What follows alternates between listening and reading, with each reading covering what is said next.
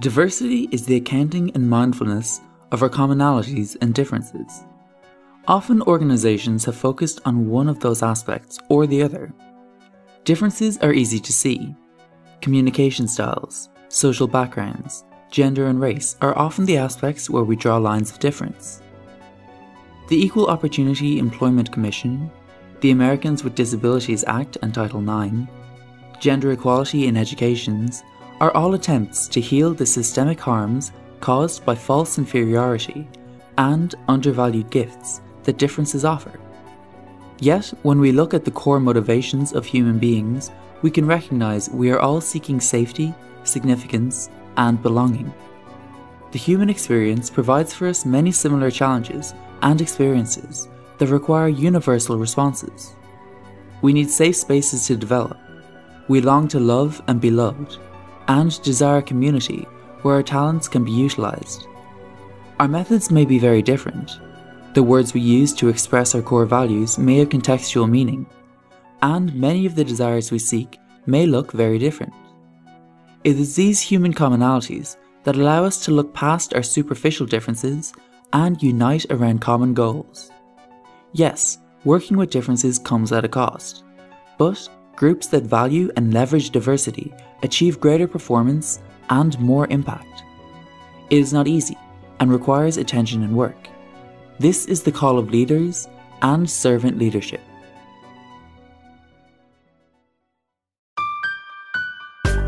Diversity is the accounting of and recognition of our commonalities and differences. We express and attempt to reach our common goals in different ways. We can discuss methods when they differ, when we remind ourselves and the people we work with that we share many of the same values. 3 things to remember. We are more alike than we are different. We have common goals and we express them differently. We can build strength by recognizing and accepting our differences. 3 things to do. Acknowledge visible and invisible differences and commonalities. For example, learning styles, personality preference, cultural backgrounds. Require team members to regularly change roles, responsibilities, and work with people they don't work with often. Encourage team members to continue to build relationships outside of the working sessions.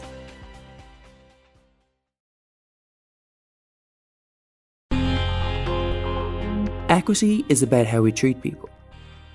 A word picture that is often used when explaining equity and its counterpart, equality, with that equality is making sure that everyone has shoes, while equity is making sure people have shoes that fit.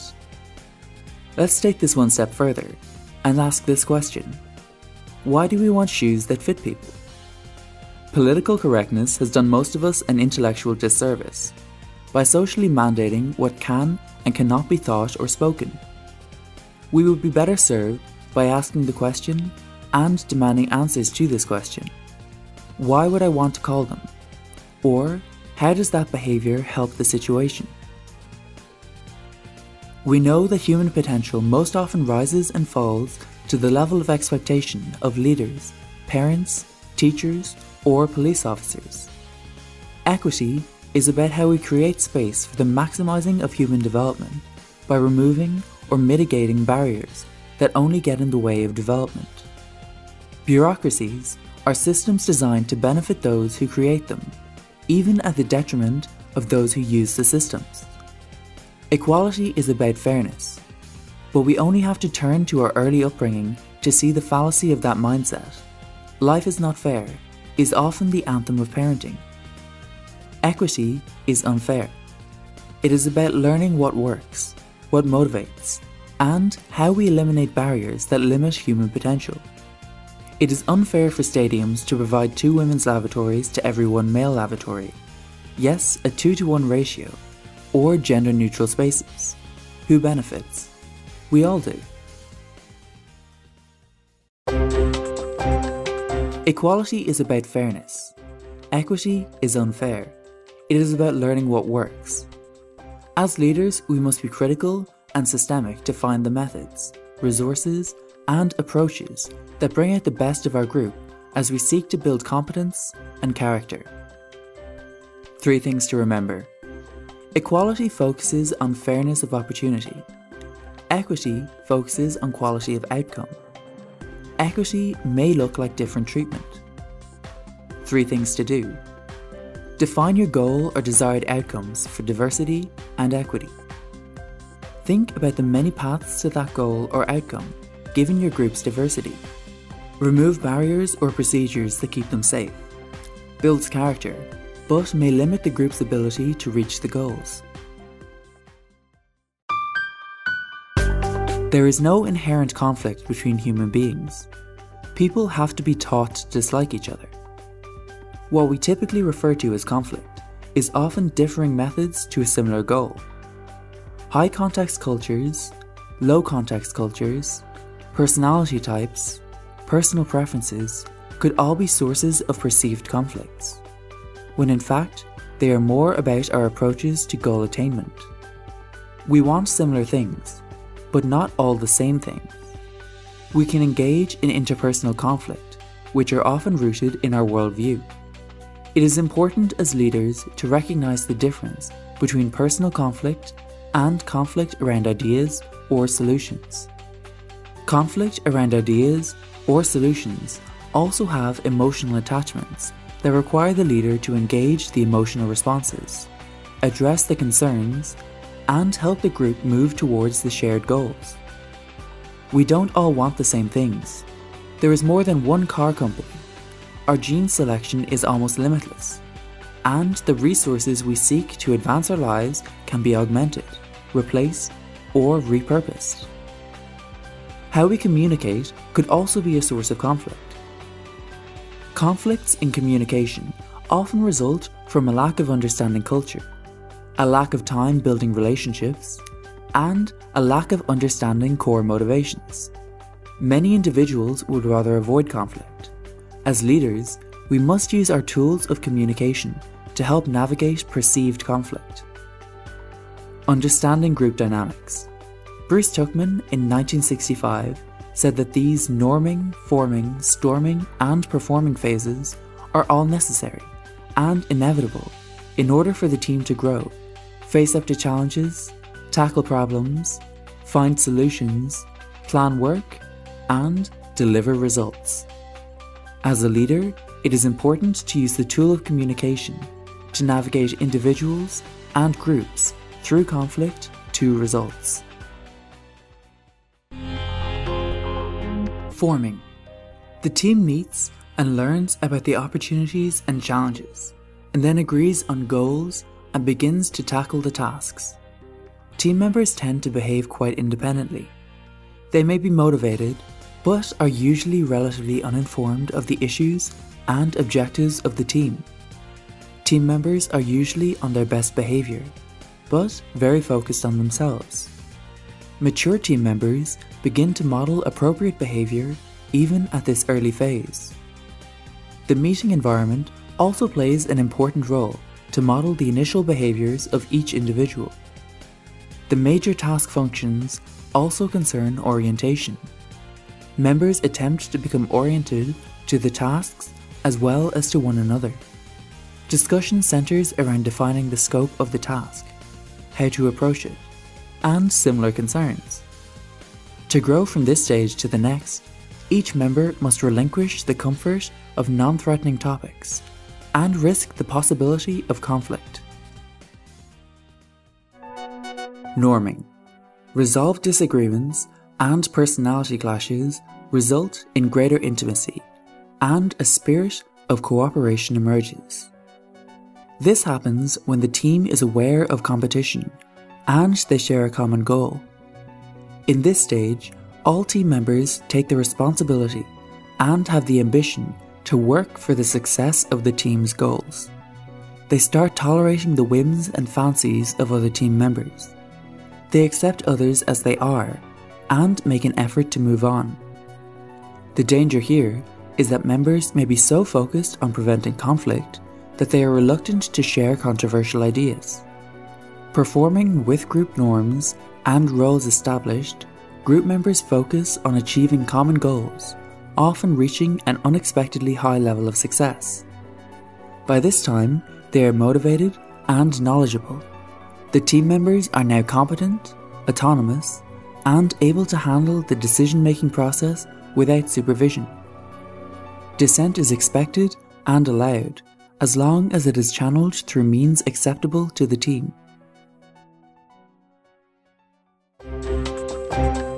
Storming. In this stage, participants form opinions about the character and integrity of the other participants, and feel compelled to voice these opinions if they find someone shirking responsibility or attempting to dominate. Sometimes, participants question the actions or decision of the leader as the expedition grows harder. Disagreements and personality clashes must be resolved before the team can progress out of this stage, and so some teams may never emerge from storming, or re-enter that phase if new challenges or disputes arise. In Tuchman's 1965 paper, only 50% of the studies identified a stage of intergroup conflict, and some of the remaining studies jumped directly from stage 1 to stage 3.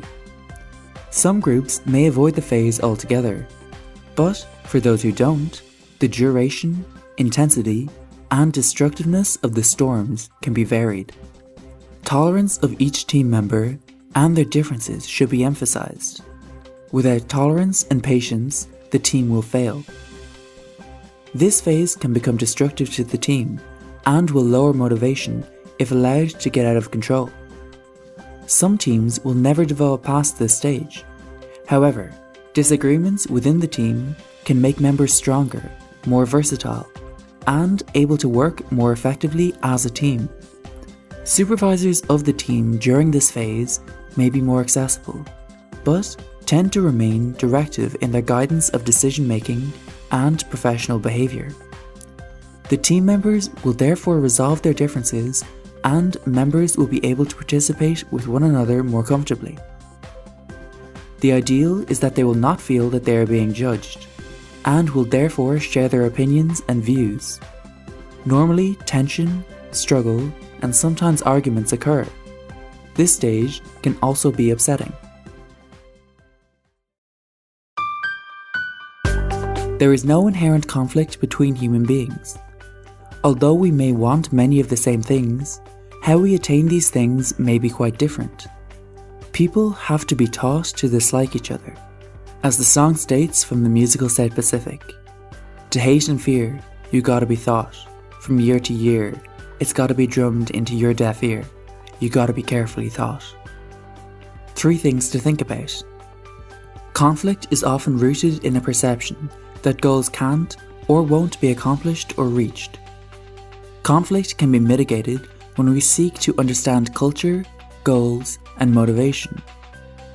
All human beings are looking for safety, significance, and belonging. 3 things to do. Educate the group on the learning and life cycle of groups: forming, norming, storming, performing. Practice working through conflict, team building games, or activities. Hold the group accountable for conflict negotiations by working through them and reminding them of the goals and outcomes. While servant leadership is a timeless concept, the phrase servant leadership was coined by Robert K. Greenleaf in The Servant as Leader, an essay that he first published in 1970. In that essay, Greenleaf said, "The servant leader is servant first. It begins with the natural feeling that one wants to serve first. Then, conscientious choice brings one to aspire to lead. That person is sharply different from one who is leader first, perhaps because of the need to assuage an unusual power to drive or to acquire material possessions. The leader first and the servant first are 2 extreme types. Between them are shadings and blends that are part of the infinite variety of human nature. The difference manifests itself in the care taken by the servant first to make sure that other people's highest priority needs are being served. The best test, and difficult to administer, is: do those served grow as persons? Do they, while being served, become healthier, wiser, freer, more autonomous, more likely themselves to become servants? And what is the effect on the least privileged in society? Will they benefit, or at least not be further deprived? A servant leader focuses primarily on the growth and well-being of people and the communities to which they belong. While traditional leadership generally involves the accumulation and exercise of power by one at the top of the pyramid, servant leadership is different.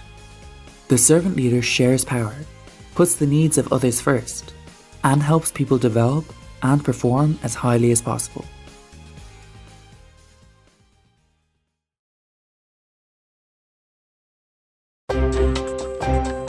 Servant leadership is about building the capacity of the group to solve their problems, come up with a solution, and take actions that you as the leader help facilitate. As the leader, it is important that one focuses the group on its ability to respond to challenges to the goals, and not rely on the leader as the only source of knowledge and inspiration. The leader's job is to help them do the work. 3 things to think about. Servant leadership is mission and people focused. Power, resource, and influence is accumulated in the service of the mission or the group. Your gifts and talents are designed to advance the groups and not yourself, although you may gain much from the group's success. 3 things to do. Keep the goals of the group as the central focus. It is the group's job to do things. Make sure that the group does not focus primarily on one person or small group to do the majority of the work. Engage all group members and share knowledge and resources as much and as often as you can.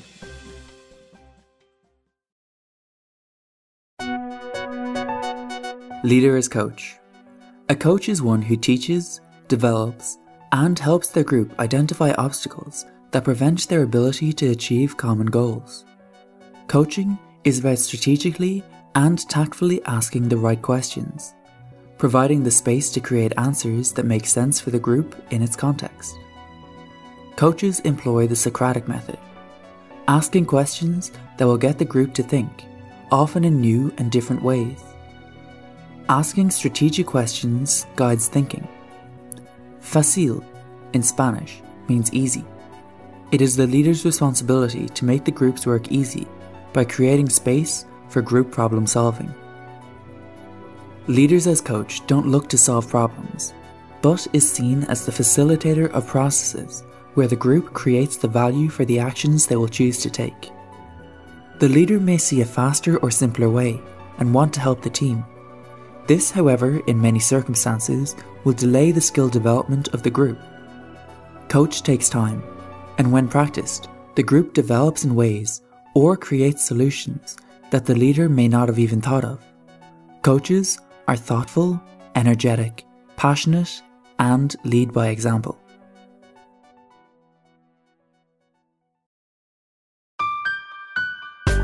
Leader as coach is really about the development of the team, modeling, teaching, and correcting their skills and character development with a goal in mind.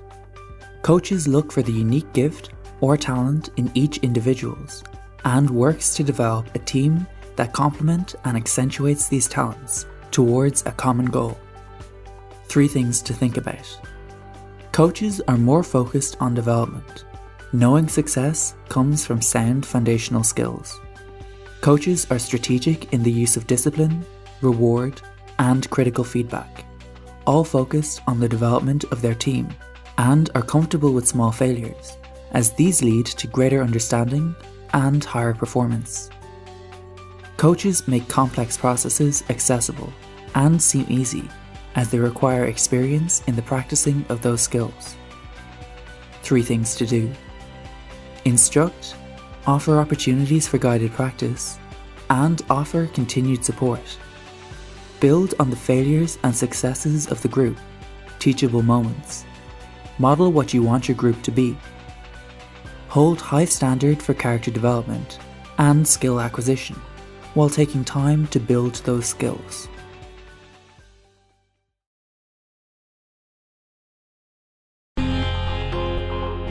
Leader as mediator. Being a leader means you must be a source of inspiration for groups you serve. You must sense when morale is low and do something that revitalizes them. Mahatma Gandhi said, "Be the change you wish to see."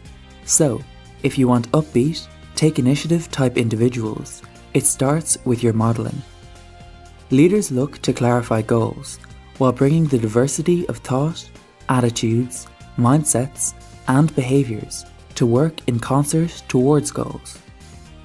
Leadership in this role requires decisive decision-making and the building of consensus to work towards the goal in the face of disagreement. Mediators understand culture, context, communication styles, conflict styles, and work to get the group through conflict, upholding the highest values of the group.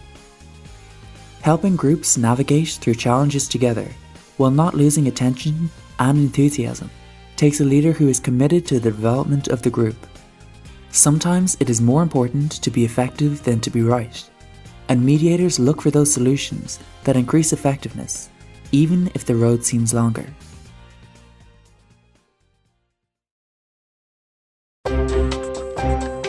Leadership is best demonstrated when the leader can maximize all the talent of the group, navigate them through challenges, and encourage them to do more than they set up to accomplish.